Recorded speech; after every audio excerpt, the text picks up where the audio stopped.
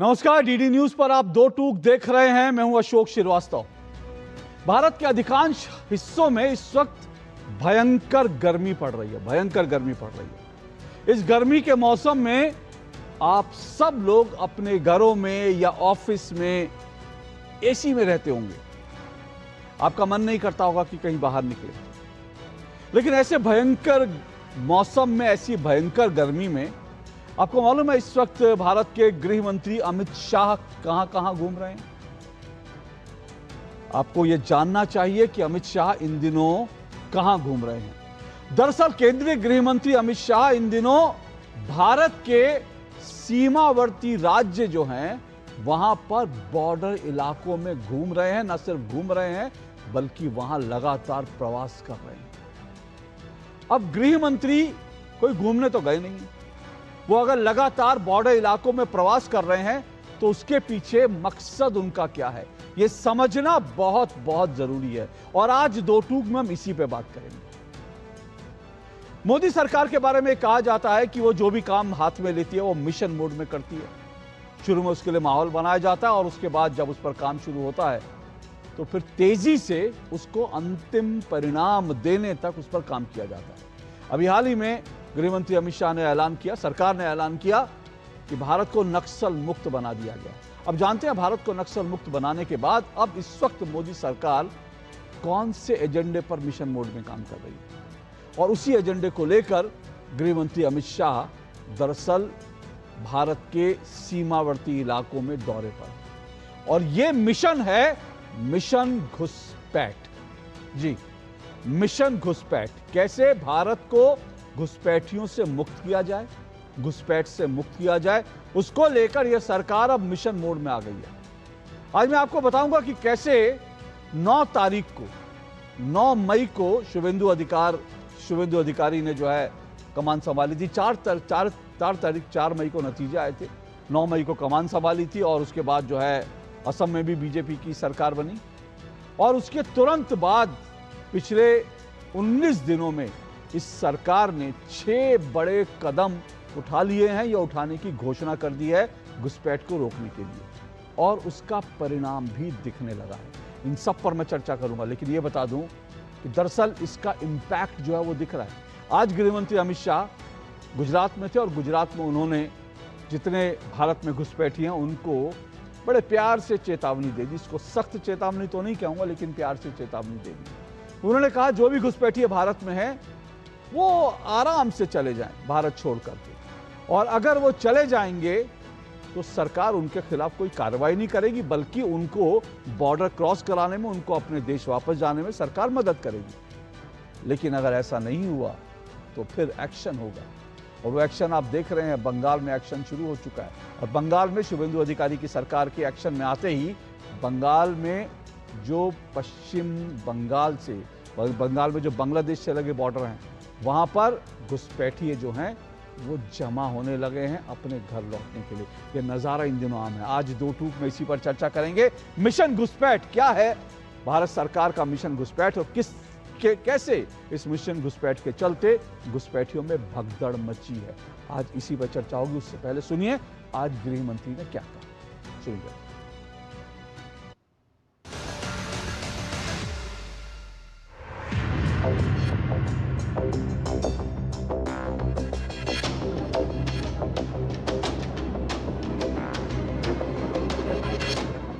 हमने चुनाव में कहा था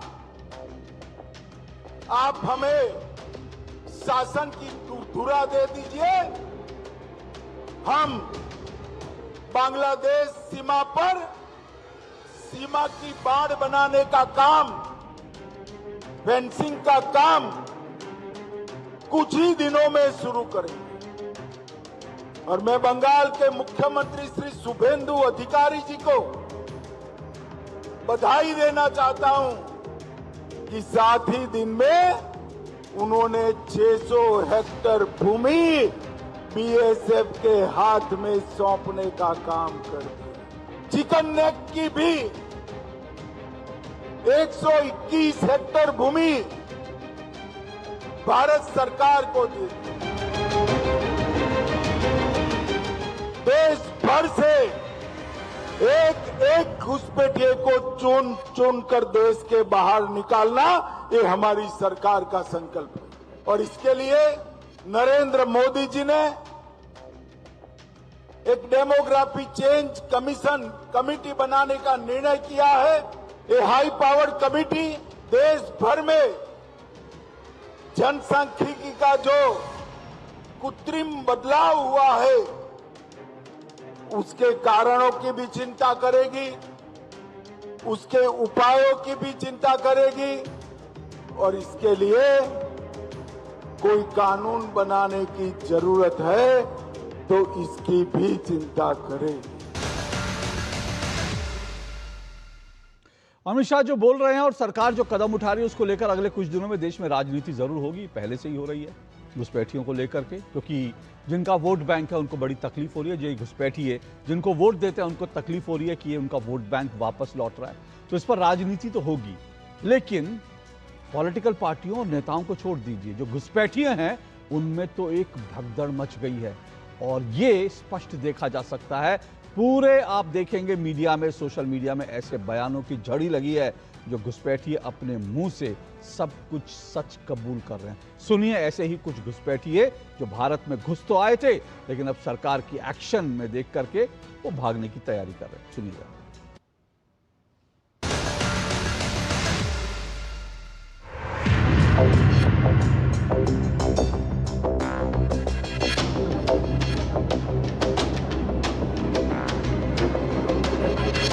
पिताजी का नाम वोटर लिस्ट में कब इंक्लूड हुआ? इस बार इंक्लूड हुआ है? इंक्लूड मतलब डिलीट हुआ या डिलीट हुआ। नाम उठा कब? नाम उठा था 2014। टीएमसी के शासनकाल कैसा था आप लोगों के, मतलब आप लोगों के नजर में? कोई कुछ नहीं बोलेगा, काम करता था, खाता था, कोई कुछ नहीं बोलेगा। ये कब कोई कुछ नहीं बोलता? कोई नहीं, किसी को कब नहीं बोलता? टीएमसी के शासनकाल कोई कुछ नहीं बोल रहा है, कमाता है, खाता है। जब ये दूसरा पार्टी आई तब तो हम लोग का सोनी चढ़ गई। इससे पहले एकदम सब खातिरदारी सब ठीक था। हाँ ठीक था। काम नहीं करता था, ऐसे ही घूमता था, खाता था। बचपन से इधर ही है हम लोग। जब पैदा हुआ था आँख खोल के देखा इंडिया है, ठीक है। तो अब जाना पड़ रहा है क्योंकि अपना जो पेरेंट्स से जो अपना दादाजी हो वो बांग्लादेश में रहता था। अब इधर हम लोग पैदा हुआ, बड़ा हुआ, तो तब से रहना स्टार्ट किया हम लोग। कभी गया नहीं, आज पहली बार जा रहा हूँ। मेरा तो पैदा ही इधर हुआ, लेकिन पापा दादू लोग इन लोग तो बहुत पहले से आया ना इधर, 40-50 साल से है इधर। हम लोग तो फर्स्ट टाइम जा रहे हैं बांग्लादेश में। सबका वोटर कार्ड बन गया था। हाँ, कट कर दिया। वैसा तो ऐसा ही बन गया आप लोगों का वोटर कार्ड है। आपने कौन कौन ईयर में वोट दिया? मैंने 24 में आ रहा है, अभी 26 में दोनों में वोट दिया। इस बार इस में नहीं कटा? नहीं कटा। गार्डन रिच में थे, 30 साल से थे, तो 30 साल से क्या काम करते थे वहाँ पे? जो काम मिलता है लेबर का वही करने जाते। सब करते थे। लेबर का 30 साल में तो सब कुछ बन गया, राशन कार्ड बन गया, वोटर कार्ड बन गया, आधार कार्ड बन गया। अब माँ बाप का डॉक्यूमेंट लगेगा तब तो बनेगा। बाप बचपन क्या बोल रहे हैं? 30 साल से यहाँ पे थे और राशन वोटर आधार नहीं था। हाँ? आधार कार्ड है। अरे मान भी लीजिए था ना? आधार कार्ड था। आधार कार्ड था ना? तो देखिए ये बांग्लादेशी घुसपैठी है और जानते हैं चिंता की बात क्या है? चिंता की बात यह है कि बाकायदा दमदम एयरपोर्ट, एक घुसपैठिया ये भी कह रहा है कि दमदम एयरपोर्ट पर नौकरी करता था। सोचिए आपके हवाई अड्डों पर, आपके घरों में और आपके नगर निगम में ये घुसपैठिए नौकरी कर रहे थे, ये वोट दे रहे थे। 24 में वोट दिया, 26 में वोट दिया, ये खुलकर कह रहे थे कि जो है इन्होंने लगातार 26 में, माफ कीजिएगा, उन्होंने कहा 24 में वोट दिया और उसके आसपास भी लगातार वोट दिए, उसके पहले भी वोट देते रहे। तो आज इसी पर चर्चा होनी जरूरी है क्योंकि अब ऐसा लग रहा है मोदी सरकार जो है वो मिशन मोड में है, घुसपैठियों के खिलाफ जो एक्शन चल रहा है इसी पर चर्चा करेंगे। मेरे साथ 5 मेहमान आज डिबेट में जुड़ रहे हैं। आइए परिचय करवा देता हूं। मेरे साथ विजय शर्मा जुड़े हैं, बीजेपी के प्रवक्ता विजय शर्मा जी मेरे साथ हैं। मेरे साथ संजय सरकार जी जुड़ चुके हैं। संजय सरकार जी जो हैं टीएमसी के राजनीतिक विश्लेषक हैं, टीएमसी को सपोर्ट करते हैं। संजीव कौशिक मेरे साथ हैं। संजीव कौशिक राजनीतिक विश्लेषक, कांग्रेस पार्टी को सपोर्ट करते हैं। सौरभ दुबे मेरे साथ जुड़े हुए हैं, राजनीतिक विश्लेषक हैं। दिव्यांश काला जो है वो रणनीतिक मामलों पर काम करते हैं। आप पांचों मेहमानों का बहुत बहुत शुक्रिया और स्वागत। शुरुआत विजय शर्मा जी और मैं आज संजय सरकार जी आप दोनों से करना चाहता हूं। संजय सरकार जी, पहला मेरा सवाल आप ही से है सर। आप लोग लगातार SIR का विरोध कर रहे थे, आप लोग पहचान जब इनकी ली जा रही थी कि कौन व्यक्ति कब से है, वो असली वोटर है कि नहीं है, आप ये सब का विरोध कर रहे थे।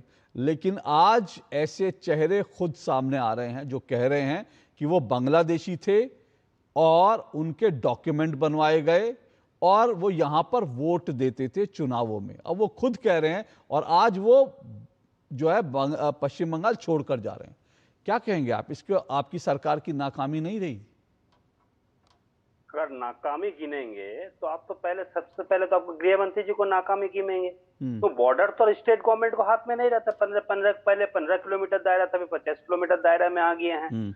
अगर अगर घुसपैठी तो मधुमक्खी नहीं है, उड़ के इधर आ जाएंगे, आराम से आ जाएंगे, रह जाएंगे। आप वहां पर अगर रख कर सकता, उसके अलावा आप क्यों स्टेट पुलिस को पेट्रोलिंग जगह नहीं दी? आप वहां पर नहीं, अगर हम कहीं से नाकाम होता आप पेट्रोलिंग कीजिए, आप उसको कीजिए। स्टेट गवर्नमेंट के हाथ में क्या है? एक घुसपैठी अगर हिंदुस्तान के अंदर घुसते हैं तो स्टेट गवर्नमेंट के हाथ में इतना ही रहता है, उसको सिर्फ जेल के अंदर में रख सकता है, 6 महीने के बाद में पूछताछ कर सकते है। इसके अलावा तो स्टेट गवर्नमेंट के हाथ में कुछ नहीं है। रहेगी आधार कार्ड। आधार कार्ड किसको अंदर में? Minister of information and electronics के अंदर, गवर्नमेंट ऑफ इंडिया का। पैन कार्ड किसके अंदर में है? Pan card minister of finance के अंदर। Voter card government of India के अंदर। अगर कहीं आपको शक होता तो आप क्यों नहीं आप उसको देखें? सबसे बड़ा बात है NCIB, national crime intelligence bureau के रिपोर्ट के अनुसार में अभी 5 करोड़ घुसपैठी है। नॉट ओनली मुस्लिम, बांग्लादेशी मुस्लिम, नेपाली लोग यहाँ पर सिक्किम में है, दार्जिलिंग में, नॉर्थ बंगाल, आप बारोविसा में जाइए, अलीपुरद्वार में जाइए, डुअर्स में जाइए, ये लोग फैले हुए हैं चारों तरफ से। नेपाली लोग, भूटानी लोग कितना फैले हुए आपका भाई। हम आपको नजर के सामने अगर ओरिजिनल इंडियन ID कार्ड दिखाने के लिए बोले बिल्कुल दिखा नहीं पाएंगे, बिल्कुल फैले। अच्छा, इतना अगर बॉर्डर में आप सेंस ये तो पुलवामा में कैसे आइडिया होता है? पहलगांव में आतंकवादी कैसे? बंगाल छोड़ दिया, बंगाल में स्टेट गवर्नमेंट का कुछ जिम्मेवारी बोलता है, फेंसिंग नहीं है, नदी से तैर के आ जाता है और कुछ करके आ जाता है। आप इसके तो वहां कैसे आ गए? नेपाली लोग कैसे आ रहे हैं यहाँ पर? ओके ओके आपके 1.5 मिनट पूरे। विजय शर्मा जी रिस्पॉन्ड करेंगे, फिर इस पर डिबेट को मैं ओपन करूंगा। विजय शर्मा जी, भाई नाकामी तो केंद्र सरकार की है, बॉर्डर उसके पास था, बॉर्डर से कोई आता रहा और आप लोगों ने कुछ किया नहीं। देखिए अशोक जी, इन्होंने अपनी नाकामी मान ली। आप मुझे बताइए, होम मिनिस्टर साहब के ऊपर ये तोहमत लगा रहे हैं। होम मिनिस्टर साहब का इनको बयान पता है जो संसद में दिया था? उन्होंने पूरे देश के सामने तथ्य रखे थे कि 2216 किलोमीटर सीमा लगती है, जिसमें 450 किलोमीटर ऐसी है जिसपे ममता दीदी जगह नहीं दे रही है और 120 किलोमीटर की दूसरी है। चलो मैं तथ्य पे नहीं जाता हूं, मैं इनको बता देता हूं, शायद इनकी याददाश्त थोड़ी ठीक होगी। तो कोलकाता हाई कोर्ट ने ममता दीदी को वहां पे झाड़ लगाई थी कि आप जगह क्यों नहीं दे रहे हो। और 180 किलोमीटर ऐसी थी जो पैसे भी ले लिए थे मुआवजे के। अब मैं बता दूं, 7 दिन के अंदर 600 हेक्टेयर जमीन सौंप दिए BSF को, यानी कि 1500 एकड़ 1500 एकड़ और 600 हेक्टेयर जमीन दे दिए, जिसमें से चिकन नेक में, अकेले चिकन नेक की मैं बात कर रहा हूं, वो 121 हेक्टेयर जमीन है, यानी कि 306 एकड़ जमीन। तो आज कहां से होगी? आज बाड़बंदी कहां से शुरू हो गई? आज ये घुसपैठिए कैसे जाने लग गए वापस? बताइए आप मुझे।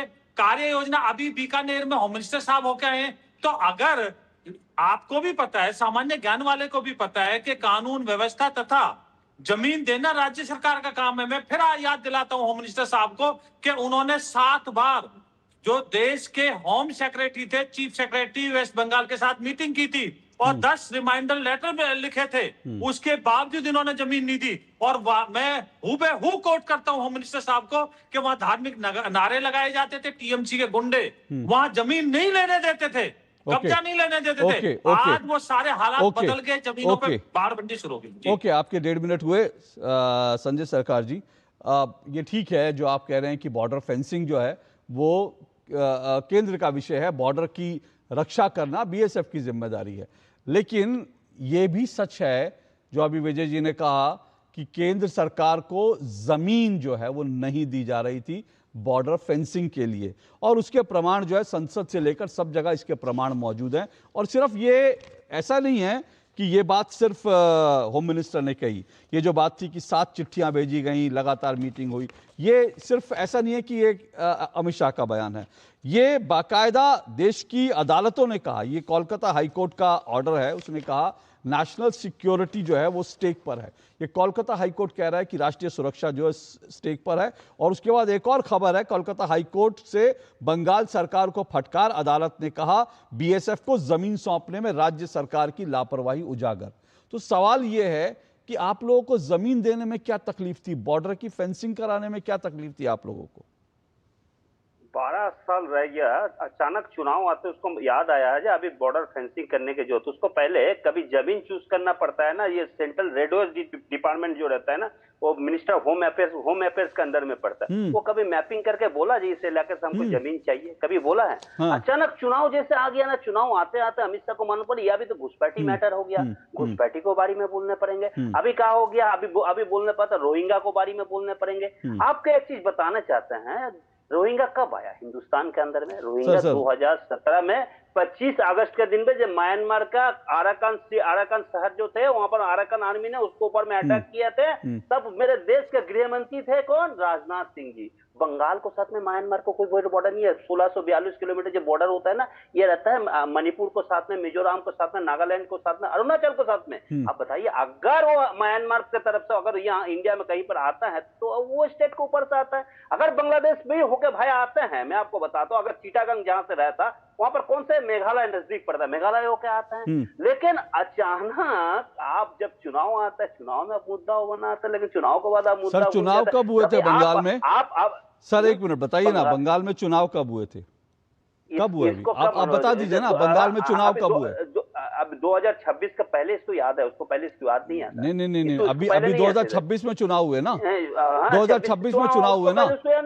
अरे 2026 में अप्रैल, अरे 2026 अप्रैल में हुए ना। ये जो संसद में जो बात उठी थी ना सर, ये संसद में बात उठी है दिसंबर में, पिछले साल दिसंबर में।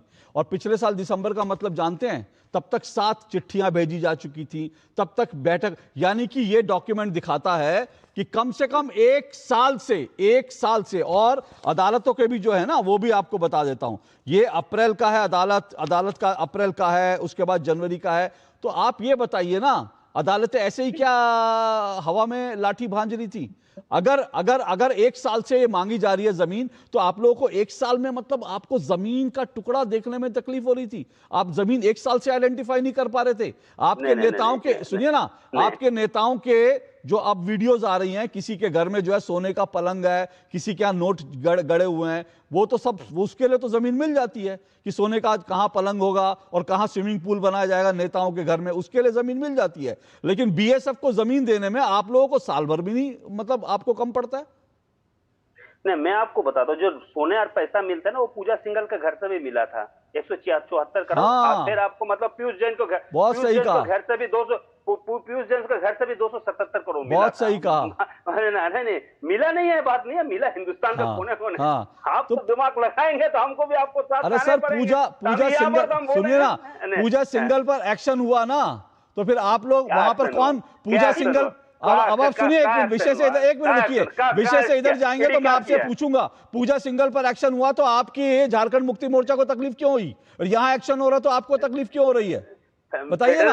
किसका था? अरे पूजा सिंगल पर एक्शन हुआ तो, अरे पूजा सिंगल पर एक्शन हुआ तो झारखंड मुक्ति मोर्चा को तकलीफ क्यों हो रही है? ये बताइए ना, आपकी सहयोगी है झारखंड मुक्ति मोर्चा? नहीं, फेडरल एजेंसी किसका? मैं आपको, अरे कैडर किसी का सवाल है? अरे कैडर से क्या होता है? केंद्र का कैडर, राज्य का कैडर हो। अगर सेंट्रल एजेंसी एक्शन ले रही है ना, हमें आप एग्जांपल दें, हम सिर्फ जमीन के मैटर में आता है। अब मैं आपको नेशनल रोड, अब सुनिए, आप पूजा सिंगल की, एक मिनट, अब आप पूजा सिंगल की आड़ में घुसने की कोशिश कर रहे हैं, तो मैं आपको मुजीबुर मेंबर का नाम बता देता हूं। आपने सुना होगा शायद, या नहीं जानते? मुजीबुर मेंबर को जानते हैं? नाम सुना है टीएमसी के नेता का? बोलिए ना। नहीं, मुझे बताइए सर, आप जानते हैं? अगर क्योंकि आप जानते होंगे तो शायद आप खुद ही बता देंगे कि उसने क्या क्या किया, नहीं तो मैं बता देता हूं। अगर आपने पूजा मेंबर का इसका नाम सुना है को, मुजीबुर मेंबर का, बताइए सर। नहीं सुना। अच्छा चलिए, कोई बात नहीं, मैं सर जानकारी दे देता हूं। अरे सुनिए सर, मैं आपको जानकारी दे देता हूं, ठीक है? ये क्या है? ये एक घुसपैठिए का बयान है, ठीक है, और अभी मैं ऐसे और बयान चलवाऊंगा। इसने क्या कहा, मुजीबुर मेंबर, इसने घुसपैठिया महिला जो है उसका बयान है, वो क्या कह रही है कि मुजीबुर मेंबर ने बंगाल में मुझे घुसपैठ करवाया, फर्जी कागजात बनवाकर मेरी नगर निगम में नौकरी लगवाई। ये घुसपैठिए कह रहे हैं। और मैं और सुनिए एक मिनट, एक बयान और सुनवा देता हूं। सुनिए सर, अरे रुकिए तो सर, एक बयान और सुनवा देता हूं। दरअसल किसी को अगर लग रहा है ना कि अभी भी घुसपैठिए जो हैं वो बड़े आश्वस्त हैं, लोगों को लग रहा है कि उनमें डर है, उनमें कोई डर नहीं है। वो घुसपैठिए खुलकर कह रहे हैं, अरे मोदी तो 5 साल रहेंगे ना, ममता दीदी आएंगी, हम फिर से बंगाल में घुस के दिखाएंगे। जरा वो बयान दिखवा दीजिए संजय सरकार जी को, वो बयान भी संजय सरकार जी को सुनिए। चलाइए आप बयान देख, अरे सुन लीजिए सर, मैं घुसपैठियों के मुंह से सुनवा रहा हूं, ये कोई मेरा या किसी पॉलिटिकल पार्टी का बयान नहीं है। घुसपैठियों, जरा चलाइए बयान चलाइए जरा। हमारा ममता दीदी का राज आ जाएगा तो हम लोग फिर बांग्लादेश से कलकत्ता में ढुक जाएंगे, छोड़ेंगे नहीं। अच्छा, फिर ममता दीदी जीतेंगी, फिर आप लोग? हाँ, ममता दीदी जीतेंगी। मोदी जी कितना दिन रहेंगे? 5 साल। कॉन्फिडेंस देखिए सर। संजय जी, मैं एक मिनट, मेरी बात हो जाए, आ रहा हूँ, 100% बांग्लादेश आ रहा हूँ सर, आ रहा हूँ सर, मैं कह रहा हूँ कॉन्फिडेंस देखिए। ममता दीदी में बांग्लादेशी घुसपैठियों का कॉन्फिडेंस देखिए, जबरदस्त कॉन्फिडेंस है।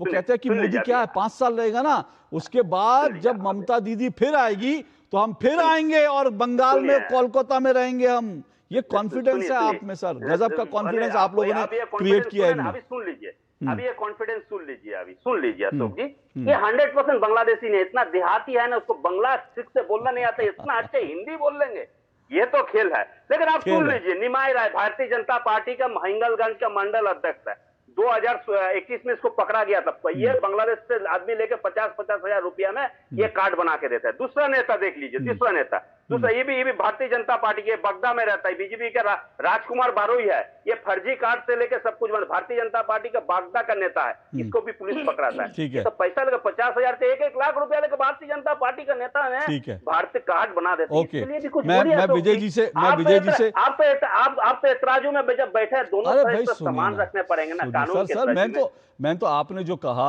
ठीक है, सुनिए, आपने जो कहा विजय शर्मा जी उसका जवाब देंगे अगर बीजेपी के नेता करवा रहे तो, जो आप कह रहे हैं। लेकिन मुझे सिर्फ 30 सेकंड में जवाब दीजिए, और मैं चाहता हूं मेरे 30 सेकंड में वो जवाब सब लोग देंगे जब मैं सबसे पूछूंगा।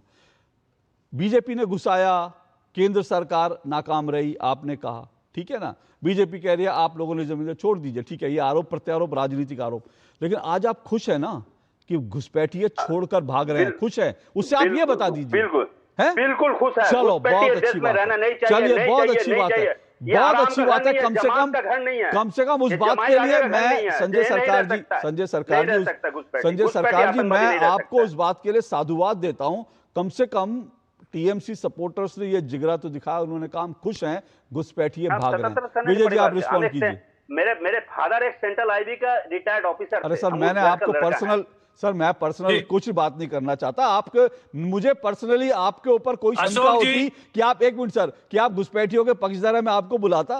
सर, आप अच्छे व्यक्ति हैं, सज्जन व्यक्ति हैं और देशभक्त हैं, इसलिए आप यहाँ पर हैं। बिल्कुल, मैं पर्सनल मत जाइए सर, पर्सनल मत जाइए।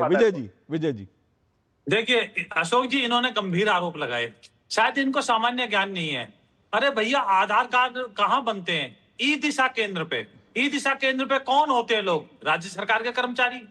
तो क्यों झूठ बोल रहे हो टीवी के ऊपर बैठ के भाई? और वो कह रहे हैं आपके नेता पकड़े गए कई, वो कह रहे हैं आपके नेता पकड़े गए कई। मैं वही बता रहा हूँ, ई दिशा केंद्र किसके अंदर आते हैं? किसके कर्मचारी होते हैं? राज्य सरकार के। जो राज्य सरकार का कर्मचारी होता है वो किसी पार्टी से नहीं रह सकता, राजनीतिक पार्टी का नहीं हो सकता। तो इसलिए झूठ मत बोलो आप। अरे संजय सरकार जी, आप मुझे बताइए, वो कर्मचारी राज्य सरकार का होता है। चलिए, ओके, बनता है पोस्ट ऑफिस, बैंक में बनता है, बैंक में अभी अशोक जी ने सुनवाया, घुसपैठिए साफ बता रहे हैं। ओके, दोनों लोग रुकिए।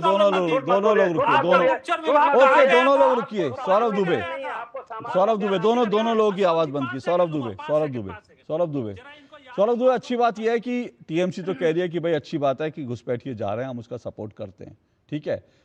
इसी इन घुसपैठियों को यही पॉलिटिकल सिस्टम सारे, मैं तमाम पॉलिटिकल पार्टियों की बात कर रहा हूं, बरसों तक बचाते रहे। अब जा रहे हैं तो ये अच्छी है, अच्छी पहल है, इसके लिए सबको प्रशंसा करनी चाहिए। और सब लोग अगर कमर कस लें तो फिर मुझे लगता है घुसपैठियों की समस्या से हम निजात पा लेंगे, जैसे नक्सलवाद से हमने पा लिया। नहीं देखिए अशोक जी, संजय सरकार जी की मजबूरी है, अब उनके सुर बदल चुके हैं। चुनाव के पहले तो टीएमसी के सुर बहुत अलग होते थे, आज सुर इसलिए अलग है कि देखिए उनके सामने अब चुनौती यह है कि पहले जो टीएमसी के अंदर घुसपैठिए घुस गए हैं, पहले उस चुनौती का सामना करें, या फिर बंगाल की जो है पहले बरगलाने का काम करते थे उसको, क्योंकि अभी तो पश्चिम बंगाल के अंदर टीएमसी के अंदर घुसपैठ लगा दी है लोगों ने और छोड़ छोड़ करके टीएमसी भाग रहे हैं। और दूसरी बड़ी बात देखिए कि यहाँ पर संजय सरकार जी ने कुछ आपको दिखाया, वहां पर कुछ लोगों के बारे में बताया कि ये बीजेपी के थे और ऐसे ऐसे इन फर्जी कार्ड बनवाने का ये काम करते थे। इस बात से इन्होंने कम से कम ये तो स्वीकार कर लिया स्पष्ट तौर पे कि फर्जी कार्ड बना करके घुसपैठियों को अंदर बंगाल के अंदर लाया, वो बीजेपी के थे कि टीएमसी के थे, वो तथ्यात्मक रूप से जांच करेंगे, वो व्हाट्सएप यूनिवर्सिटी का ज्ञान है, ये जांच के बाद पता चलेगा। तीसरी बात देखिए, मैं तो लगातार कह रहा हूं कि पश्चिम बंगाल की जनता ने घुसपैठ के मुद्दे पर मुहर लगा दी है। अशोक जी, आपने कम से कम कुछ नहीं तो 150 से ज्यादा शो किए होंगे घुसपैठ पे। मैं तो मानता हूं कि 10% घुसपैठिए जो है वो आपका शो देख कर कहीं कपकपा गए होंगे और बाहर जाने की तैयारी कर लिए होंगे। बाकी का काम जो है वो शुभेंदु अधिकारी जो है लगातार मुख्यमंत्री बनने के बाद से उन्होंने मुख्य रूप से कहा कि जो मैंने चुनाव में जनता से वादा किया है घुसपैठियों का, मैं उस पर तुरंत काम करने जा रहा हूं और वो काम करते हुए दिखाई दे रहे हैं। एक बड़ी संख्या में घुसपैठिए जो है वहां पर बड़ी तादाद में जो है उनका आंकड़ा भी निकाला जा रहा है, उनको डिपोर्ट करने का काम वो सरकार कर रही है। और आज गृह मंत्री अमित शाह जी भी लगातार इस मुद्दे पर वो उन्होंने स्पष्ट कर दिया कि देखिए घुसपैठ का जो मुद्दा बार बार कहा जाता था कि देश के अंदर घुसपैठ को पार्लियामेंट के अंदर जो है वो आंकड़े नहीं बताए जाते हैं, लेकिन बार बार सरकार ये कहती थी जब पश्चिम बंगाल के अंदर बॉर्डर के अंदर इस प्रकार से 500 किलोमीटर जो वहां पर बॉर्डर को बनाना था, वहां पर रोकने का काम वहां की तत्कालीन सरकार ने किया। लेकिन अब चूंकि पश्चिम बंगाल भारतीय जनता पार्टी के पास आ चुका है, गृह मंत्री अमित शाह जी ने मुहर लगा दी है और शुभेंदु अधिकारी उस पर काम कर रहे हैं। लगातार घुसपैठिए अपने आप बोरा बिस्तरा लेकर के, झोला अपना लेकर के भागने की तैयारी कर रहे हैं। देखिए एक अच्छी बात है, हमारा देव वसुधैव कुटुंबकम की बात करता है। हमारा देश ऐसा नहीं है कि लोगों को मार पीट करके काट करके भगाए। हमारे देश में स्पष्ट तौर पर गृह मंत्री अमित शाह जी का जो आज बयान है उस पर गौर करना चाहिए। उन्होंने कहा कि अगर आपके पास यहाँ पर आप इलीगल रूप से रह रहे हैं, आप घुसपैठिए हैं, आप स्वतः यहाँ से चले जाएं, क्योंकि उसके बाद तो जो कड़ी कार्रवाई हम करेंगे उसके बाद आपको जाना ही पड़ेगा। और देखिए जहां तक घुसपैठिए की बात है, आसाम के अंदर जब भारतीय जनता पार्टी की सरकार आई, वहां बनने के बाद एक बड़े पैमाने पर जो भूमाफिया थे, जो बांग्लादेश से आकर के, बाहर से आकर के घुसपैठ रह रहे थे घुसपैठिए के तौर पर, उनको आसाम सरकार ने जब उनको कार्रवाई दी, वो बड़ी पैमाने पर संरक्षण जाकर के पश्चिम बंगाल के अंदर उनको मिल गया।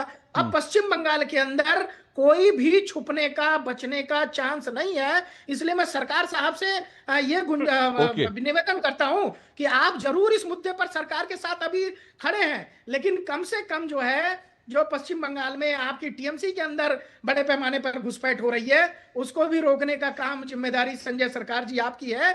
नहीं तो ऐसा ना हो कि जो है वो घुसपैठिए तो बांग्लादेश जाएंगे, लेकिन पूरी टीएमसी जो है वो पता चला भाजपा में ना आ जाए। भगदड़ दोनों जगह लगी है। एक तरफ बॉर्डर पे घुसपैठिए भाग रहे हैं, दूसरी तरफ जो है टीएमसी के अंदर भी भगदड़ मची है, लोग छोड़ छोड़ के भाग रहे हैं। लेकिन एक बात सिंपल सी है, जो काम आज हो रहा है, जो शुभेंदु अधिकारी जो काम कर रहे हैं, अभी तो उन्होंने घुसपैठ को लेकर कोई एक्शन नहीं उठाया ना। अभी तो उन्होंने सिर्फ ये कहा कि भाई हम होर्डिंग सेंटर बनाएंगे और इन होर्डिंग सेंटर पे भेजेंगे, और अभी तो उन्होंने सिर्फ इतना कहा कि एक एक आदमी की जांच होगी, सिर्फ इतना कहा था। उसके बाद अगर बॉर्डर पर घुसपैठियों का भीड़ जुट रही है तो ये काम तो ममता बनर्जी भी कर सकती थी, क्या दिक्कत है? एक भड़क ही तो मारनी थी। अभी तो एक्शन शुरू नहीं हुआ, अभी तो एक भड़क मारी है सिर्फ, और भड़क मारते ही जो है बॉर्डर पर घुसपैठिए भाग रहे हैं, भगदड़ मच गई कि हमें हमारे घर जाना है, घर जाना है। फिर वही कह रहा हूं कि यह काम ममता बनर्जी भी कर सकती थी। लेकिन दिक्कत क्या है? मैंने कहा ना, दिक्कत वोट बैंक होता है। देखिए ये बंगाली चैनल का, संजय जी, बंगाली चैनल का एक मैं बाइट है, क्योंकि ये किसी और प्राइवेट चैनल के, इसलिए मैं अपने टीवी पे नहीं तो आपको दिखा भी देता, पर बंगाली चैनल का, एक निजी चैनल का। इसमें एक महिला जो है क्या कह रही है, वो कह रही है TMC gave me money for Lakshmi Bhandar, Aadhaar card, ration card and voter card, और बदले में they only asked me to vote for TMC in return. ये घुसपैठिया महिला कह रही है कि उसको लक्ष्मी भंडार का, उसको बाकी सब चीजों का सरकार से फायदा मिलता रहा और कहा गया सिर्फ इतना कि तुम्हें कुछ नहीं करना, बस बदले में तुम्हें टीएमसी को वोट करना है। और शुभेंदु अधिकारी ने अभी हाल ही में इस बात का खुलासा किया, अब इसके डिटेल्स आएंगे तो इस पर भी जरूर चर्चा होनी चाहिए। 30 लाख, उन्होंने 30 लाख महिलाओं का कहा, 30 लाख महिलाओं को जिनको लक्ष्मी भंडार के तहत सरकारी पैसा दिया जा रहा था, जो डीबीटी कर रहा था, उनके अकाउंट्स में पैसे जा रहे थे। वो भारत की नागरिक नहीं है वो महिलाएं, और वो भारत की वोटर नहीं है लीगल। अब आप सोचिए, इस देश में जो टैक्स पेयर हैं उनका पैसा बांग्लादेशी घुसपैठियों को लक्ष्मी भंडार या फलाना ढिमकाना योजना के तहत दिया जा रहा था। जल्दी से विजय जी बोलिए, फिर मैं संजीव जी के पास जाऊंगा। बिल्कुल अशोक जी, आपने वो बात बोली थी, पीटीआई की ये प्रेस ट्रस्ट ऑफ इंडिया की ये ट्वीट था, इसमें 30 लाख लोग वही है, वो महिला है जिनको इन्होंने इस तरह से खातिरदारी कर रखी थी कि जो हमारे यहाँ के देश के महिलाओं के हक हकूक हैं उनके ऊपर डाका मारने का काम कर रखा था। और 77 में से 74 मुस्लिम जातियों को ओबीसी में, क्योंकि ओबीसी अब संवैधानिक दर्जा दे दिया हमने, मोदी सरकार ने जो है, हमारे यशस्वी प्रधानमंत्री जी ने संवैधानिक दर्जा दे दिया, तो उसमें 74 जातियां मुस्लिमों की जोड़ दी गई कि ये इन्होंने जब मुस्लिम धर्म अपनाया था तब ये बैकवर्ड थे। अरे मुस्लिम धर्म के लिए तो ये कहते हैं कि वहां तो जातिवाद है ही नहीं, जात पात है ही नहीं। सर वो विषयांतर हो जाएगा विजय जी, वो विषयांतर हो जाएगा, उस पर हम जरूर चर्चा करेंगे। उस पर ऑलरेडी कोर्ट का भी फैसला आया और सरकार ने भी एक फैसला लिया, थोड़ा सा विषयांतर हो जाएगा। लेकिन अगर भारत का कोई नागरिक है, उसको आप दे रहे हैं, उसमें अगर कोई संवैधानिक प्रक्रिया का उल्लंघन हो रहा है तो वो एक अलग विषय है, उसको संवैधानिक दृष्टि से देखा जाना चाहिए। लेकिन ये जो वोट बैंक की राजनीति है जिसमें घुसपैठिए के लिए सब कुछ दिया जाता है, उसको तो मुझे लगता है ये राष्ट्रीय सुरक्षा से बहुत बड़ा खिलवाड़ है। संजीव कौशिक, आप भी स्वागत करते हैं जिस तरह से घुसपैठ के लिए घुसपैठियों का वहां पर जो है बॉर्डर पर बैठे हैं, आपको अच्छा लग रहा है कि घुसपैठिए छोड़ छोड़ कर जा रहे हैं इस तरह से देश को? अशोक जी, अर्जुन सिंह चांद की एक शेर है, वही से हम शुरू करते हैं कि लश्कर भी तुम्हारा है, सरदार भी तुम्हारा है, तुम झूठ को सच कह दो, अखबार भी तुम्हारा है। सर शेर तो नए लाया करिए थोड़ा सा संजीव जी, शेर तो नए लाया करिए। सुनिए तो सही, आज इतने बकरे कट गए, नए बकरे कट गए, शेर तो नया लाया करिए सर।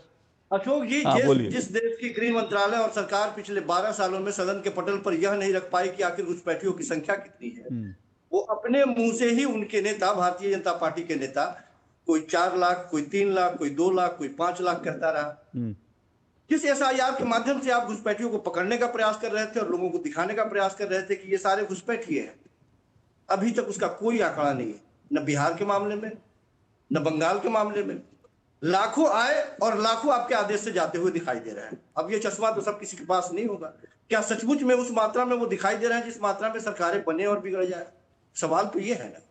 हम मानते हैं देश के जंगल, जमीन, भूभाग पर किसी भी बाहरी, किसी भी घुसपैठियों को रहने का अधिकार नहीं है। सबसे पहले हमारे संसाधनों पर हमारा अधिकार है, हमारे बच्चों का अधिकार है, एक भी वो हमें बर्दाश्त नहीं है। लेकिन क्या इनकी संख्या इतनी है कि इसके बदौलत सरकारें बने और बिगड़े? क्या वो जिस महिला से आप पूछ रहे थे, क्या आपको लग रहा था कि वो महिला बंगाली भाषी है, वो बांग्लादेश की महिला है, वो फर्राटे से हिंदी बोलती हुई महिला? किसको गुमराह किया जा रहा है? सरकारें तो बन गई ना, निश्चित तौर पर ईमानदारी से काम होनी चाहिए। आपने कहा कि नहीं, हमको फेंसिंग के लिए हमको जमीनें नहीं दी जा रही थी, सरकारें आपकी आई, जमीनें दी गई। अब गिनिए तो सही, आंकड़े बताइए तो सही हमें। सदन के पटल में 1,10,000 के आसपास में गृह मंत्री रखते हैं और गृह राज्य मंत्री रखते हैं और कहते हैं कि ये लोग वो लोग हैं जो भारत में वीजा के साथ आए तो थे, लेकिन उनकी अवधि समाप्त हो गई। अरे संजीव जी, जीता जागता सबूत है, खड़े हैं लोग झोला लेकर के, बोरा बिस्तरा लेकर के, बोरा बिस्तरा लेके लोग खड़े हैं भागने के लिए। जीता जागता सबूत है, कुछ अपडेट रहा करिए। ये पुरानी शेरो शायरी पढ़ करके जो है ये गफलत में मत रहा करिए, जाकर के देखिए पुराने जितने लोग हैं सब भागने की तैयारी कर रहे हैं अपना झोला लेकर के। आपने देखा नहीं क्या सुबह से न्यूज चैनल 2-3 दिन से देखे नहीं है? नहीं, इन्होंने वो थोड़ा सा संजीव जी थोड़ा खबरों से कटे रहे होंगे, क्योंकि एक मिनट संजीव जी, आप ही को मौका दे रहा हूँ, सुनिए, आप ही को मौका दे रहा हूँ, सुनिए आप ही को मौका दे रहा हूँ, लेकिन एक टिप्पणी के साथ संजीव जी थोड़ा सा खबरों से कटे रहेंगे, क्योंकि एक खबर जो है वो एसआईआर को लेकर कल बड़ी क्लियर कट आ चुकी है कि जो घुसपैठियों को लेकर था वो सुप्रीम कोर्ट ने साफ तौर पर कह दिया, जिनके नाम कटे हैं चुनाव आयोग उन सब के नाम जो है वो गृह मंत्रालय को सौंप दे, गृह मंत्रालय उसकी पड़ताल करवाएगा। उनके बारे में तमाम तरह की प्रक्रिया बताई गई है कि कैसे कैसे उसमें जो घुसपैठी होंगे पता चल जाएगा। और फिर बात वो जीते जागते जो आपको घुसपैठिए दिख रहे हैं, जो खुद बता रहे हैं कि मैं बांग्लादेश का नागरिक हूं, मैं वापस जा रहा हूं, आप उसको झुठला रहे हैं। और दूसरी बात, एक बात और संजीव जी, मुझे तकलीफ इस बात की हुई, आपने शेर से शुरू किया। बड़ा अच्छा होता कि आप 30 सेकंड में ये भी कह देते कि हाँ मुझे बड़ा अच्छा लग रहा है घुसपैठिए छोड़कर जा रहे हैं, लेकिन वो आप नहीं कहेंगे। वो मैं समझता हूँ, दर्द समझता हूँ, क्योंकि सईदा हमीद ने जो कहा था और बाकी जो कांग्रेस के नेता कई बार कहते रहे हैं, तो वो घुसपैठियों को लेकर जो दर्द है वो आप लोगों का दर्द समझ में आता है, इसलिए आप इसकी तारीफ भी नहीं कर सकते, आपको अच्छा भी नहीं लगेगा घुसपैठिए देश छोड़कर जा रहे हैं। आप लोग तो शायद कह रहे होंगे अतिथि तुम जो है कब आओगे वापस दोबारा, आप तो ये कह रहे होंगे। बोलिए। अब बोले? हाँ बोलिए। हम उम्मीद कर रहे थे कि हमारे बीच में यदि सौरभ भाई बोल रहे थे तो आप रोकते शायद, लेकिन आपने नहीं रोका जानबूझ के, हमें अच्छा नहीं लगा। सीधी सी बात मैं कह रहा हूँ। और नहीं, वो आपको अच्छा नहीं लगा, ठीक बात है, लेकिन उन्होंने एक ही बात कही कि जीता जागता जो सबूत है आप उसको भी मतलब आप डिबेट में इतनी आगे बढ़ गए, इतना सब कुछ कह दिया, लेकिन जीते जाते सबूत पर सबूत जो दिख रहे हैं आंखों से उसको आपने कुछ नहीं बोला, तो इसलिए थोड़ा सा खटकेगा हर एक को। मैं फिर कह रहा हूं कि कोर्ट के आदेश के बाद भी क्या आपके पास आंकड़े उपलब्ध हैं कि कितने घुसपैठी हैं? नहीं है। इसका जवाब हमें देना। भारतीय जनता पार्टी के प्रवक्ता इस बात का जवाब दे कि कोई आंकड़ा है आपके पास? आप कहते हैं कि 2 करोड़ बंगाल में ही घुसपैठिए हैं, जिसमें 2 करोड़ में से नहीं, सॉरी 2 करोड़ है जिसमें 1 करोड़ बंगाल में ही है। क्या 1 करोड़ बंगाल के घुसपैठिए आपको दिखाई दे रहे हैं क्या? किसने कहा 1 करोड़ बंगाल में?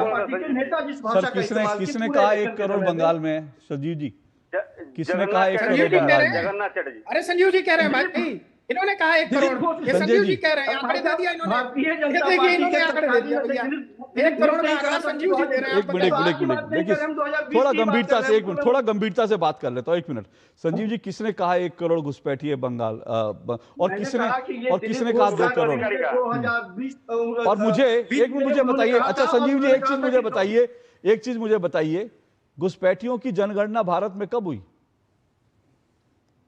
मैं यही तो कह रहा हूं, कोई आंकड़ा नहीं है। मैं आपसे पूछ रहा हूं सर, मैं आपसे पूछ रहा हूं, सुनिए एक मिनट, अब आप सुनिए, अब आप आंकड़ों की बात कर रहे हैं ना, तो मैं आपको बता दूं। एक मिनट सर, एक मिनट, इन्होंने आंकड़ों की बात करी तो सर यूपीए जब सरकार थी, उस समय आपके गृह मंत्री ने संसद में बात स्वीकारी थी कि 1 करोड़ 20 लाख या 25 लाख, मतलब करीब 1.25 करोड़ घुसपैठिए भारत में। ये मैं बात कर रहा हूं यूपीए सरकार की।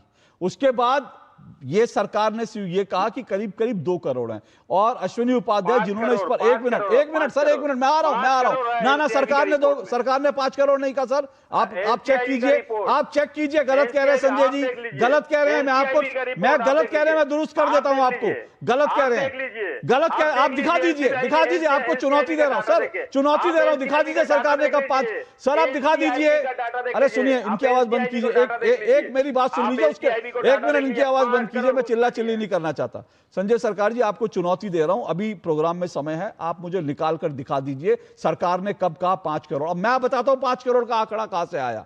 5 करोड़ का आंकड़ा ये जो है अश्विनी उपाध्याय जिन्होंने पिटीशन लगाई है इस मामले में, ये अश्विनी उपाध्याय का आंकड़ा। और अश्विनी उपाध्याय ने कल ये कहा कि किसी भी राज्य सरकार ने मेरे आंकड़े को गलत नहीं ठहराया। उनका मानना है कि 5 करोड़ घुसपैठी हैं। मैं तो कहता हूं 5 करोड़ क्या 7 करोड़ भी हो सकते हैं, क्योंकि जनगणना तो हुई नहीं। और जो घुसपैठी आ गए उन्होंने अपने वोटर कार्ड बना रखे हैं, आप कैसे उनको चिन्हित करोगे?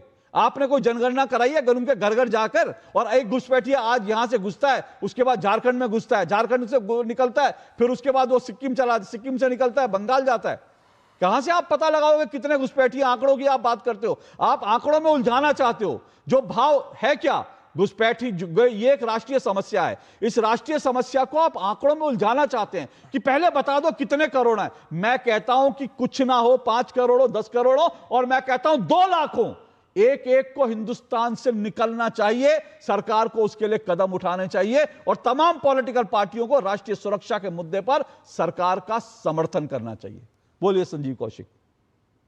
फिर मैं कह रहा हूं, मैं जो बात कहना चाह रहा हूं वो शायद जनता तक पहुंच रही है, यहाँ नहीं पहुंच पा रही है। सर, कोई एक आधिकारिक तौर पर आंकड़ा हो, उस आंकड़े के सर, आधार हम लोग पर बड़े बेवकूफ लोग हैं सर, हम लोग बहुत बेवकूफ लोग हैं। अगर आप हमको नहीं समझा पा रहे तो फिर मैं मानता हूं हम लोग बड़े बेवकूफ, क्योंकि आपको मैंने एक मिनट सौरभ जी रुकिएगा 3 मिनट आप बोलते रहे, एक मिनट सौरभ जी रुकिए, 3 मिनट आप बोलते रहे, लेकिन 3 मिनट में हमको नहीं समझ में आया, तो मैं यही मानता हूं कि हम ही लोग बेवकूफ हैं। बाकी आप तो पता नहीं कौन से IAS की क्लास लेते हैं कि आप नहीं समझा पा रहे हमको, बताइए। अशोक जी ठीक है, अब बोल लेने दीजिए। भारतीय जनता पार्टी के प्रवक्ता यहाँ बैठे हैं, वो बता दे कि अभी तक कितने घुसपैठिए बाहर चले गए हैं, बता दे कोई आंकड़ा हो।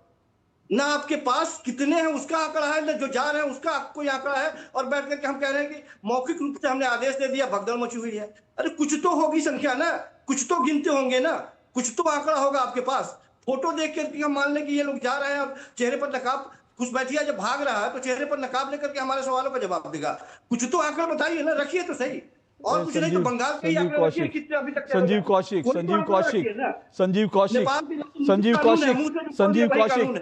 कौशिक, ये महिला ने कोई नकाब नहीं पहना है, इस महिला ने कोई नकाब नहीं पहना है, इस पुरुष ने कोई नकाब नहीं पहना है, ठीक है ना। इस खबर में इस महिला ने कोई नकाब नहीं पहना है। कहा क्यों घुसपैठियों को बचा रहे हैं आप घुसपैठियों को कितनी, संजीव कौशिक कितनी जरा इनको जूम इन करके दिखाइए। संजीव कौशिक ने चश्मा पहना, इनको जूम इन करके दिखाइए, जूम इन कीजिए जरा। इस महिला ने कोई पहना है क्या? मतलब आप किस तरह की बेशर्मी वाली बातें करते हैं संजीव कौशिक जी, किस तरह से आप घुसपैठियों को बचा रहे हैं। इस महिला ने कौन सा पहना है, कौन सा नकाब पहना है, और ये खुलकर कह रही है। और रुकिएगा 1 मिनट और दिखा देता हूं इस पुरुष ने इसने कौन सा नकाब पहना है, इसने कौन सा नकाब पहना है।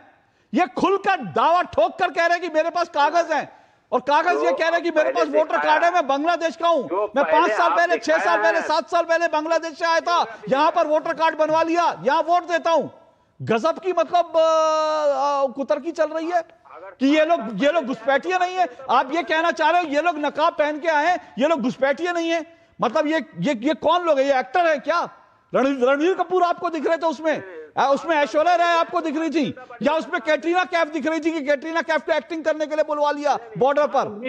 मतलब गजब का कुतर्क है भाई, गजब का कुतर्क है।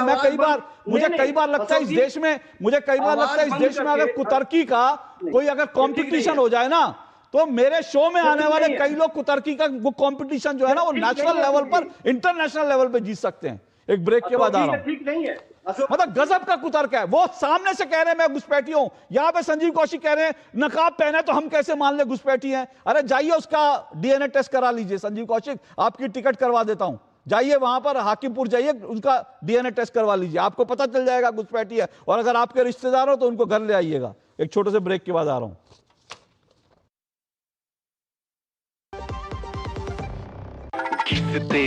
तोड़ते कुटते गिरते नानी दादी का नाम याद आता है, हमको तो एक ही नाम याद आता है, NDH शाही पनीर मसाला। पनीर को क्या मस्त बना डाला। NDH का असली शाही पनीर मसाला, वो असली मसाले सच NDH। बस 2,000 इधर स्कोर करेगा तो इतना सा इनाम जीतेगा, और पैसा बाजार पर क्रेडिट स्कोर देखेगा तो 1 लाख तक जीतेगा। पैसा बाजार क्रेडिट प्रीमियम, क्रेडिट स्कोर देखो और 1 लाख तक जीतो। मेरी पसंद, मेरी पसंद, मेरी पसंद, मेरी पसंद, हमारी पसंद, हम सबकी पसंद। मजबूत देश का मजबूत सरिया हो गया स्टील।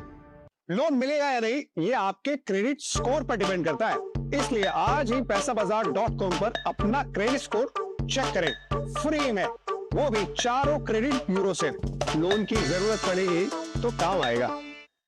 अकाउंट ब्लॉक मत कीजिए, मैं अभी OTP देता हूँ। शंकर थोड़ा ध्यान से। सर आप थोड़ा ध्यान से, बैंक कभी OTP, पिन या आपकी पर्सनल जानकारी नहीं मांगता, ये फ्रॉड है, फ्रॉड। RBI कहता है OTP या पिन के लिए कॉल या मैसेज आए तो थोड़ा ध्यान से।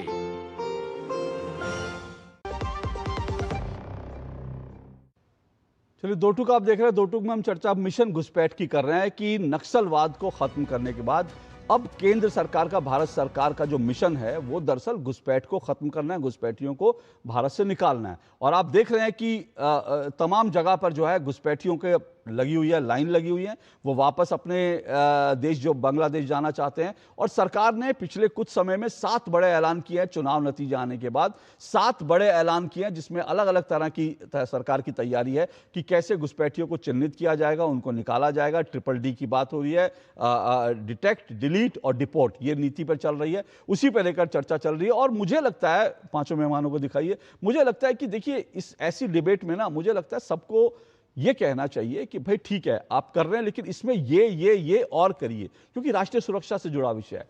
पर ये ना कहकर हम लोग किस तरह की बात करने लगते हैं, मुझे हैरानी होती है। लेकिन दिव्यांश काला, ये राष्ट्रीय सुरक्षा, एक मिनट रुकिएगा संजय जी, ये राष्ट्रीय सुरक्षा का मुद्दा है, लेकिन इस पर भी हमको तू मैं करनी पड़ती है। ये ठीक है कि भाई राजनीतिक तू मैं ठीक है, लेकिन अगर घुसपैठिए देश छोड़कर जा रहे हैं, संजय सरकार जी ने तो स्वागत कर दिया, संजीव कौशिक इतनी देर तक बोल रहे हैं, उन्होंने एक बार भी नहीं कहा इतनी बड़ी अच्छी बात है कि कम से कम डर के मारे कुछ जा तो रहे हैं। ये सुरक्षा के मुद्दे पर खिलवाड़ नहीं, हमने बोला था। अच्छा, आपने बोला था, चलिए अच्छी बात है, आपने बोल दिया। नहीं, आपने बाद में बोल दिया होगा, शुक्रिया आपका। शुरुआत मैं तो आपके शेर में शायद उलझ के रह गया, क्योंकि आपने शेर सुनाया था, नहीं तो मैं आप शायद सुन लेता, आपने वो किया। चलिए दिव्यांश काला। अशोक जी, अभी इस पूरी बहस को लगभग 40-45 मिनट हुआ। एक बात तो हम यहाँ जितने राजनीतिक दल के लोग बैठे हैं, हम सब इस बात को तय करके रखते हैं कि ये जो आपने भी जैसा कहा कि ये राष्ट्रीय सुरक्षा से जुड़ा हुआ एक ब्रॉड पॉलिसी कंसेंसस, एक समान सहभागिता का एक मुद्दा ये बनता है। इस पर वोट बैंक को लेकर के इसकी ऐसी बिल्कुल राजनीति नहीं होनी चाहिए। और संजीव जी बार बार कह रहे थे आंकड़ा दो, आंकड़ा दो। संजीव जी, हम लोग इस बात पे तय रहे, दुनिया के देश इस बात पे तय हैं कि अगर एक भी घुसपैठिया अपनी भूमि पर है तो वो बिल्कुल भी उसको इस भूमि पर रहने का कोई अधिकार नहीं, क्योंकि ये देश किसी की जागीर नहीं, कोई धर्मशाला नहीं। नंबर 1। नंबर 2, अशोक जी एक बड़े विद्वान हुए थे, उनका नाम था ऑगस्ट कॉम्ट। ऑगस्ट कॉम्टे ने कहा था कि डेमोग्राफी इज डेस्टिनी, यानी कि यही जनसांख्यिकी ही भाग्य है। और इतिहास इस बात का गवाह है कि जैसे जैसे जनसांख्यिकी बदली है, देशों के भाग्य बदले हैं। गृह मंत्री अमित भाई ने भी इस बात को सीएए के समय, जिस समय वो बहस कर रहे थे दोनों सदनों में, उन्होंने इस बात को रखा। बहुत दूर नहीं जाना तो जब Paris of the east, middle east कहे जाने वाले लेबनान की राजधानी बेरूत, और लेबनान की क्या स्थिति हुई आज के समय, जिस समय जब 1950 में जब लेबनान की जनसंख्या को देखते हैं तो लगभग 50-60% से ऊपर वहां ईसाई जनसंख्या थी। 1975 आते आते पाकिस्तानी लिबरेशन ऑर्गेनाइजेशन जैसे आतंकवादी संगठनों के कारण वहां की जनसंख्या में ऐसे घोर और ऐसे व्यापक अननेचुरल परिवर्तन हुए कि उसके कारण 1975 में जब सिविल वॉर हो रहा था तो अरब मुस्लिमों की संख्या लेबनान के भीतर 50 से 60% के ऊपर थी। इस प्रकार के और आज के समय लेबनान के भीतर 80% से अधिक मुसलमान हैं, और लेबनान के भीतर से उनका जो लेवेंथाइन कल्चर के नाम जो वहां प्रसिद्ध था वो आज समाप्त हो चुका है। बहुत दूर की बात नहीं बता रहा हूं मैं, यही 30-40 साल पुरानी की बात है। दूसरा, यूरोप की स्थिति आज क्या है, मैं वो उदाहरण दे रहा हूं कि जो हो चुका है या अपने सामने हो रहा है। सन 2000 में यूरोप के भीतर एक डिबेट स्टार्ट हुई कि क्या इस सदी के दशक तक यूरोप बचेगा। जिजेल लिटमैन करके एक बड़ी प्रसिद्ध इतिहासकार हुई, उन्होंने एक थ्योरी गढ़ी, वो उस थ्योरी को कहा यूरेबिया, क्योंकि अरब देशों से जो इस्लामिक जो इन्फिल्ट्रेशन हो रहा था वो इस कदर हो रहा था कि उन्होंने यूरोप के संपूर्ण चरित्र को बदलना शुरू किया। और रॉदरहम मास रेप केसेस, यहां जितने पैनलिस्ट बैठे, मैं सबसे आग्रह करूंगा एक बार गूगल करके देख लीजिए रॉदरहम मास रेप केस क्या था। ध्यान आ जाएगा कि किस प्रकार के घटनाएं केवल और केवल जनसांख्यिकी परिवर्तन के कारण होती हैं। हाँ, अभी अशोक जी आपने बोला है कि राष्ट्रीय सुरक्षा का खतरा है, ये वास्तव में राष्ट्रीय सुरक्षा के लिए एक बड़ा खतरा है। इसी साल की शुरुआत में एनआईए ने एक बड़े टेरर मॉड्यूल को का भांडाफोड़ किया। उस टेरर मॉड्यूल में एक आदमी पकड़ा गया जो कि अली लश्कर का आतंकवादी था, जिसका नाम था शब्बीर अहमद लोन। उसके साथ 8 आतंकवादी पकड़े गए और उन 8 में से अशोक जी 7 बांग्लादेशी घुसपैठिए थे। बिल्कुल। ये कैसे संभव है? दूसरा, केवल आज से ऐसा है ऐसा नहीं है, इतिहास को उठा के देख लीजिए। इससे भी कड़ा स्टैंड भारत की सरकारों ने एक समय यूएन में लिया था। यूएन जब 6th convention UN general assembly का चल रहा था, भारत के प्रतिनिधि डॉक्टर नागेंद्र सिंह ने यहां तक कह दिया था कि इलीगल इन्फिल्ट्रेशन को एग्रेशन की, आक्रामकता की श्रेणी में लाना पड़ेगा। आपको ध्यान होगा 1998 में जनरल एसके सिन्हा की रिपोर्ट आसाम को लेकर के क्या थी। यह सरकारों के परे का मुद्दा है। रणनीतिक रूप से एक बड़ा गहन षड्यंत्र पूरे रूप से चैनलाइज रूप से रचा गया।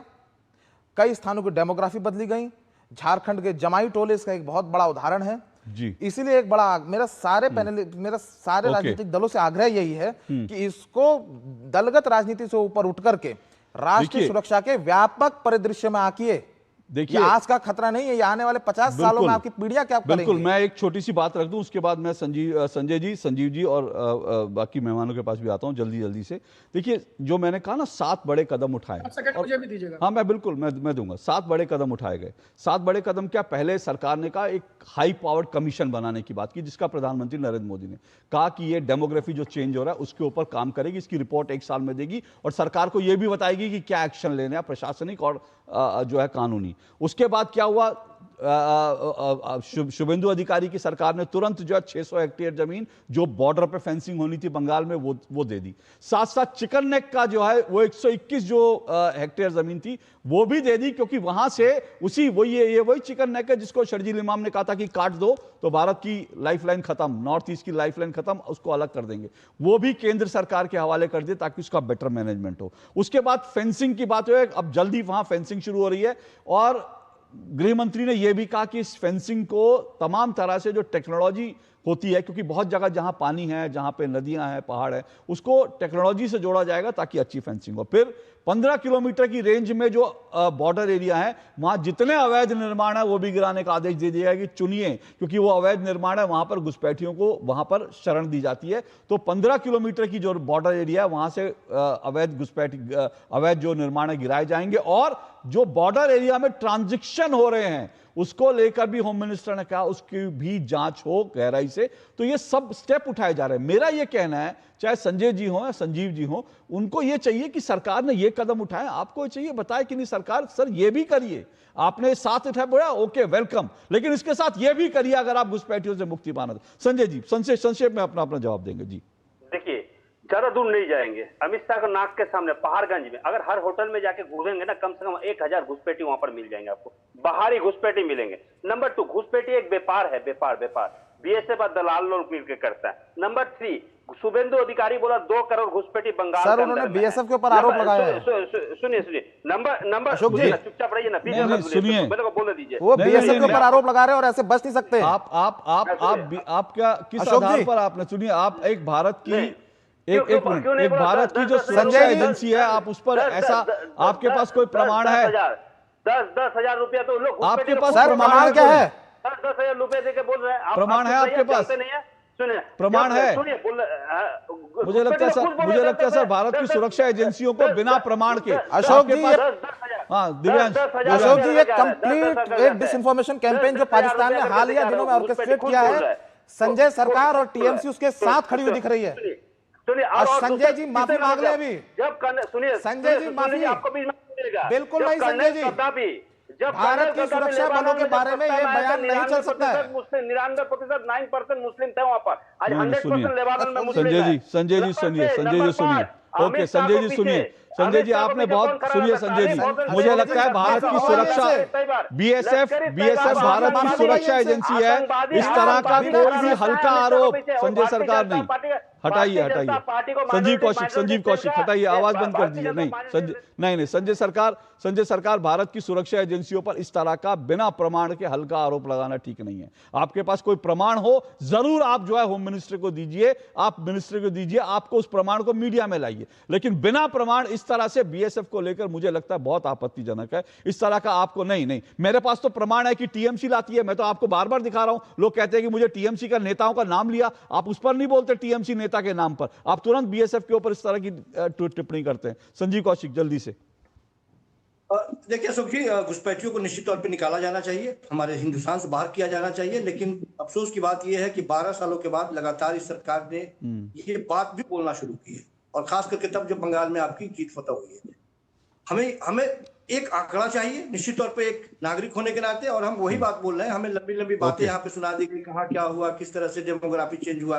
हम सिर्फ ये जानना चाहते हैं कि आखिर घुसपैठिए हैं तो कितने हैं, गए तो गए कितने इसके आंकड़े। सौरभ दुबे 30 सेकंड। देखिए अशोक जी एक यहाँ चर्चा में विषय है लेबनान का। मुझे लगता है कि लेबनान जैसे देशों की यहाँ पर जो है उदाहरण देने की जरूरत नहीं है, क्योंकि लेबनान जैसे देश का चरित्र खुद वैसा है। दूसरी बात देखिए, महत्वपूर्ण बात यह है कि पश्चिम बंगाल की जनता ने भारतीय जनता पार्टी का जो प्रथम उनका स्लोगन था कि घुसपैठिया भगाएंगे, उस पर मुहर लगा दी है। और मुझे लगता है कि देश घुसपैठियों से परेशानी अब भगा देगा, लेकिन जो घुसपैठियों के आका हैं उनसे निपटने की हमें सख्त जरूरत है। घुसपैठियों के संरक्षण से। Okay Vijay ji 30 second. संरक्षण देना छोड़ दें, इसी में देश की भलाई है। विजय जी 30 सेकंड। अशोक जी इनका चाल चरित्र चेहरा देखिए। इंदिरा गांधी जी IMDT एक्ट लाई थी, जब तो हम 3 न 13 में थे, हमारी कई सरकार नहीं थी। हमारे पूर्व मुख्यमंत्री सर्बानंद जी वो सुप्रीम कोर्ट गए 2004-5 में, 2007 में वो IMDT एक्ट निरस्त किया गया। और उसमें क्या प्रावधान था? उसमें प्रावधान था कि घुसपैठिया पकड़ा जाएगा तो घुसपैठिया ये प्रूव नहीं करेगा कि मैं भारत का नागरिक हूँ। जिसने पकड़वाया, जिसने किया, वो प्रूव करेगा कि घुसपैठिया है। बिल्कुल ऐसी बातें थी। तो ये मैं बड़ी जिम्मेवारी। अच्छा, ये NRC का विरोध क्यों करते हैं भाई? 2018 का बताता हूँ मैं। इनके हमदर्द प्रशांत भूषण जी सुप्रीम कोर्ट जाते हैं, जब 150 रोहिंग्या जम्मू में पकड़े जाते हैं, कहते हैं इनके अधिकार है।